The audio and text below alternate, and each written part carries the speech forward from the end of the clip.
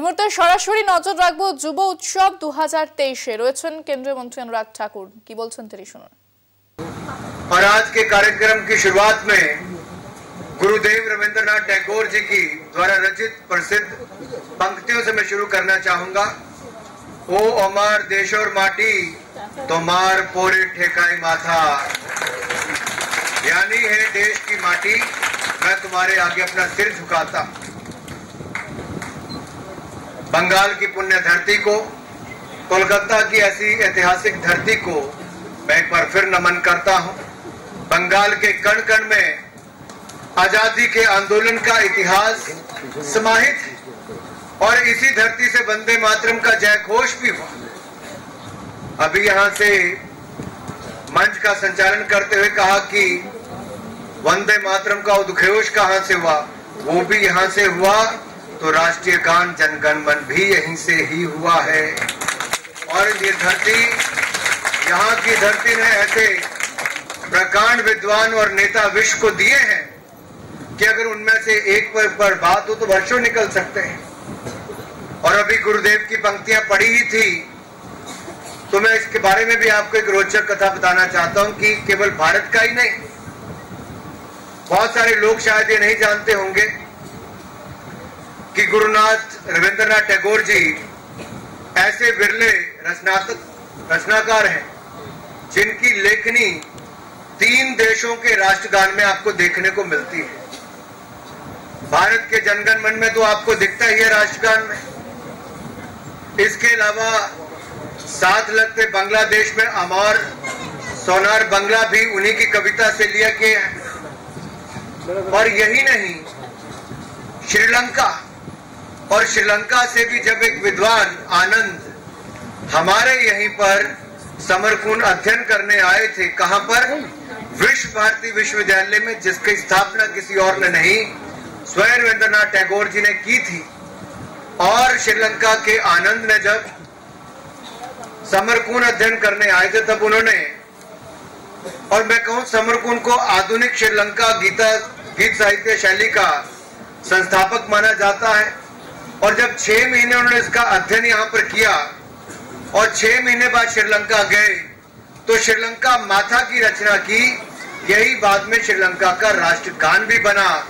तो दुनिया में शायद एकमात्र ऐसे रचनाकार होंगे वो रविंद्रनाथ टैगोर, जिनका एक नहीं 3 देशों के राष्ट्रगान में उनके साहित्य को देखने का अवसर मिलता है। वैसे तो युवाओं से मिलने का सुखद अनुभव लगभग हर रोज मिलता है, लेकिन मित्रों ये समय बहुत महत्वपूर्ण है। आज देश आजादी का अमृत महोत्सव मना रहा है। आजादी का अमृत महोत्सव यानी कि we are celebrating the 75th year of independence. This is a special year for all of us. On one hand we talk about the rights, but now we have to think about the responsibilities as a citizen also. So we need to pledge ourselves. We need to take a pledge during this Amrit call that we have to take our country forward. और अपने देश को आगे ले जाने के लिए अमृत काल में हमें क्या करना होगा? प्रधानमंत्री नरेंद्र मोदी जी ने 15 अगस्त 2022 को लाल किले की प्राचीर से कहा, इस अमृत काल में देश के युवाओं को 5 प्रण लेने होंगे।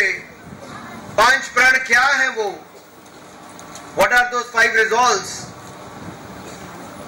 हमें भारत को विकसित देश बनाना है, भारत को डेवलप्ड कंट्री बनाना है, हमें गुलामी की सोच और मानसिकता से बाहर निकलना है, और तीसरा हमें अपने गौरवशाली इतिहास पर गर्व करना है, कला संस्कृति साहित्य पर हमें गर्व करना है। चौथा, देश की एकता एकजुटता को बनाए रखने का हर संभव प्रयास करना है। और 5वां, हर भारतीय नागरिक को अपना कर्तव्य पालन करना है।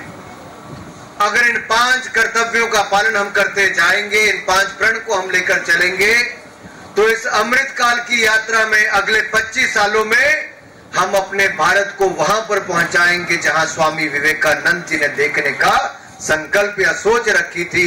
वो हम नरेंद्र मोदी जी के नेतृत्व में आप सबके साथ हम अपने भारत को विश्व गुरु बनाने की ओर लेकर जाएंगे। मित्रों, यही नहीं, अमृतकाल के इस विजन को मूर्त रूप देने के लिए ये बहुत आवश्यक है कि युवाओं की भूमिका जरूरी है। Because youth being the largest stakeholder, the 65% population is below the age of 35 years. You are the present and the future of India. You have to take these 5 resolves. You have to pledge, you have to contribute towards the nation building process. And I am sure when youth like you gonna pledge and contribute towards the nation building process, no one can stop India to lead the world in the coming years. We can do it, my friends. We have to do it together. और देश को विश्व गुरु बनाने के लिए, देश को नई दिशा देने के लिए, इस लक्ष्य को चरितार्थ करने के लिए ये सब आपके मजबूत कंधों पर ये बोझ आया है।